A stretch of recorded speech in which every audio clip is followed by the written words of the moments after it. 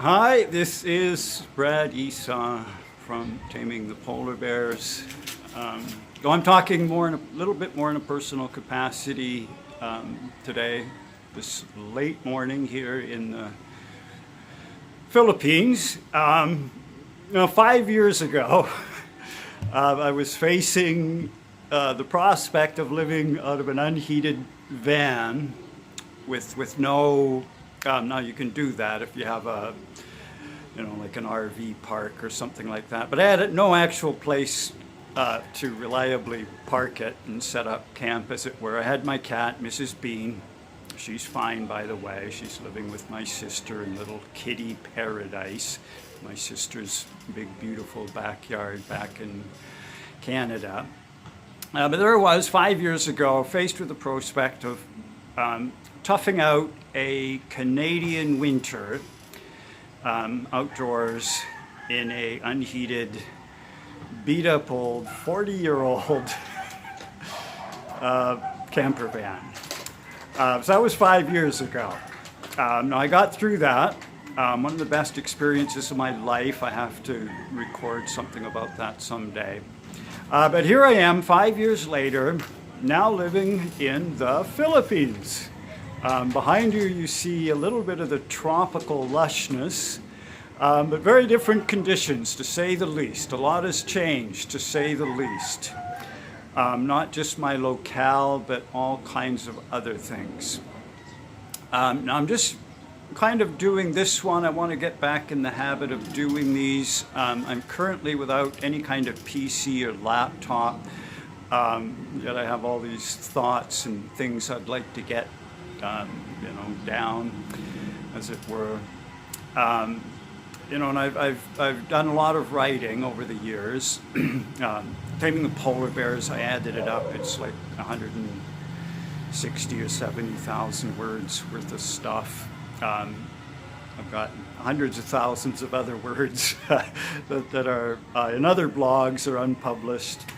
Anyway, that's kind of how I communicate a lot of stuff, writing. Now, I can't write. I've also done some of these video talks. I've looked through some of them, by the way. I'm sort of embarrassed. They're exceedingly rambling and overly long. But anyways, in lieu of being able to write, I'm going to try to do these a little bit. I just want to get a lot of things down. Now, kind of speaking of that outdoor adventure a number of years ago, about that time, Taming the Polar Bears just became kind of wildly popular beyond any kind of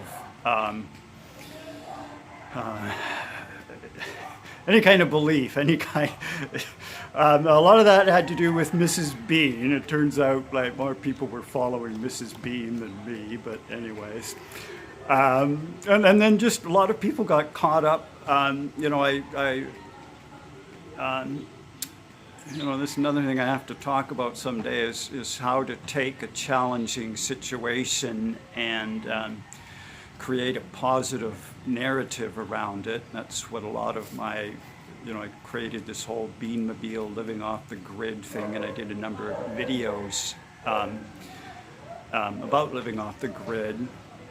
And all of these things attracted a lot of different followers for different reasons. So for better or worse, sometimes better, sometimes quite a bit worse, I became this sort of very public figure. I had followers from Africa to India to Europe, all across America. Not very many from Canada, surprisingly.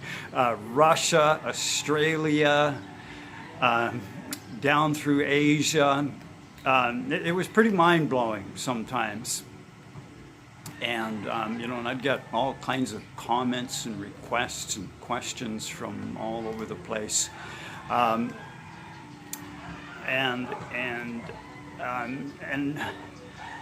There was this whole online public figure that I don't think anybody really could figure out, because I was, so many different people. I did a lot of photography. I gained a lot of followers through my photography. Anyways, back to a lot changing.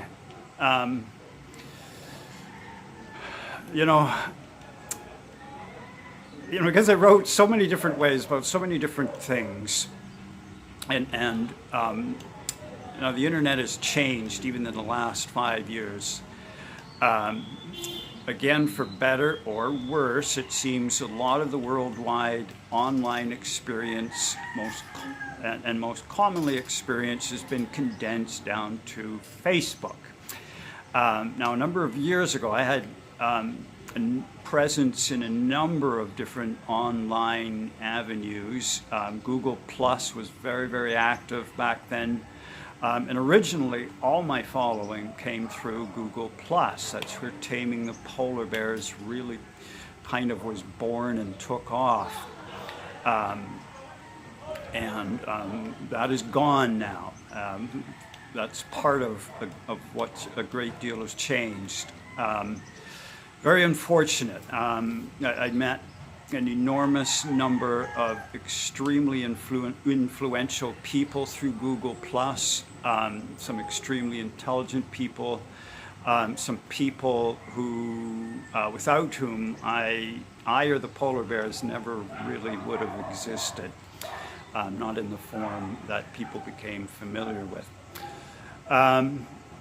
Now, what I'm trying to get to and address in what I hope will be a pretty brief fashion here. I've got a little timer up in the top of my phone, so I'm being a little more aware of the passage of time and people's boredom thresholds here. A lot of misconceptions about me and the blog arose. That's part of life online. That's part of life in the public. And I kind of never, as a student of human behavior, from the neuroscience and psychology and all that stuff about human behavior, I should know better than this, but it just never fails to astonish me what people will perceive of you, make up about you, in negative ways, but I was generally very, very lucky about that. But even in positive ways, there were just a lot of things that just kind of got really carried away, and people are funny, strange, as I've written, and as you've probably noticed. People can switch from a kind of adoration and admiration to some really negative perspectives, kind of like that if things go not quite the way they thought they were. I learned from the beginning, I was really, really cautious, believe it or not, about what people were saying. A lot of it I knew was, kind of undeserved, unwarranted praise. A lot of it was undeserved and unwarranted criticism. And again, this all just is part of being in the public. So, now, number one, being in the public. When I first started all my research, investigation, and all this brain stuff learning at the beginning of 2013, I was coming off a period of time that was extremely dangerous and I even hesitate to use this word. It's such a loaded word, term, and concept, but of suicidal danger. Nobody likes to hear that, except the other people they read about or celebrities online or something. But when it comes down to somebody who's close to them, or they know, or like, or whatever, nobody wants to hear that. It's very scary. People have a lot of reactions, none of them right. Subject of yet another possible video.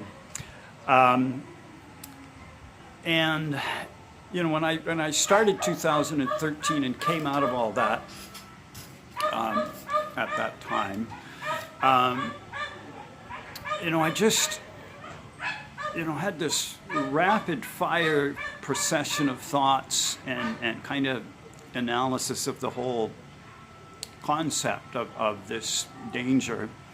I've been involved in this personally, but also being in hospitals and watching other people. I'm telling you, there's not very many places more interesting to study the human soul than psychiatric hospitals. I spent a total of 5 stays, many months in psychiatric hospitals, not the evil things of old. And I got to know a lot of people, as I usually tend to do. And we spent a lot of time, some of us, in some really deep, frank, open talks. Or sometimes people, doctors, I'll tell you, aren't very good to talk to, psychiatrists in particular. So there you are in a hospital, nothing better to do than to talk sometimes. And a number of people would just end up talking about everything that's gone on in their lives, in ways that I realized they probably may not have ever been able to do. So you get to know an awfully lot about how this works in the human mind and soul. The themes that ran through it were just should be more familiar. Crushing loneliness, crushing isolation, sometimes crushing rejection, crushing ostracizing from society, crushing judgment from society.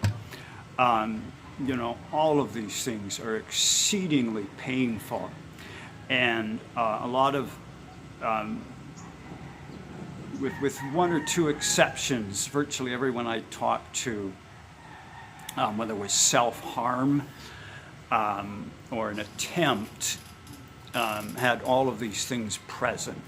And it just reaches a stage of overwhelm. So bearing that in mind, and my own experiences, and then what I began to read in my own broad and deep research on that whole topic, I just realized, we just keep all of this in the dark too much. So I decided, somewhat clumsily at first, and then later in a more refined process, that I wanted to shine a light on all this. I wanted to write openly about all this and talk openly about all this. And everybody talks about this. Talk about it all the time. You see the posts on Facebook or social media, or Twitter, or wherever. I tend to forget about Twitter and this whole social media thing. Not a fan of Twitter. And people post these things, and they're all these, be open, talk, let's talk. And people, then when it comes down to it, it just never happens. Because it's just a really freaking difficult subject. You can, when you can talk about it, you can say, do this, do that.